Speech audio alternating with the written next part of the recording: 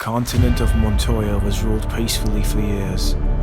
Eterna, Zimbar, and Palesia stood tall as the most powerful kingdoms among the feudal states of the land. On the first day of 8000 BC, the sun shone blood red. The people of the continent feared that they were on the verge of a disaster. They soon came to find that nothing was out of the ordinary except the color of the sun. Or so they thought.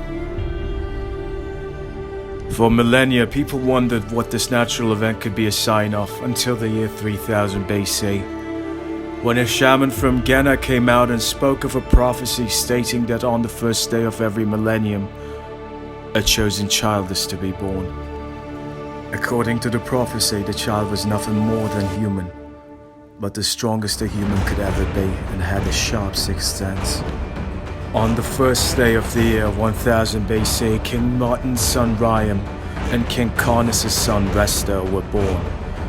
These two fortunate births gave hope to the kingdoms, but the chosen one turned out to be the son of a family of Aetonian farmers, Zonas.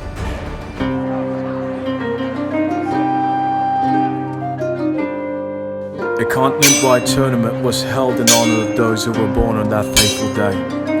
During the semi-finals, Zonas faced Riam, who endured daily training until the age of 16 against Zonas, the son of a farmer.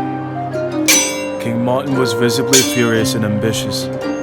Due to a fear of what may follow, Zonas intentionally lost to Riam.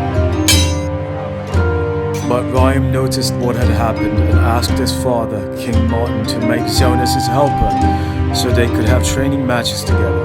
After that day, Zonas and Riam became close friends.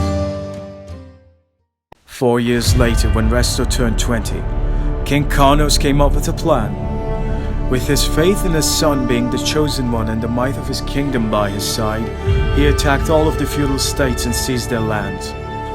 He approached the Queen of Palesia, Mila, with a proposal for the two kingdoms to unite against the kingdom of Genna and split the lands. Seeing as the Zimbarian and the Palesian armies were on the borders of his kingdom, Fortes, the king of Genna, asked for help from King Martin. He was very reluctant about this, so he called for a meeting with his viziers and his son and Zonas about the issue. While no one wanted to help, Zonas had helped to create a different mindset for everyone. King Martin sent the kingdom of Palesia a letter asking them to cease the attack, but for a reply he got the head of his messengers sent back to him. This was a declaration of total war. It was exactly what Zonas had been expecting. While Riam and Zonas were thinking of a new plan, news arrived from Eterna. Palesians had snuck into the castle with a small troop and killed King Martin.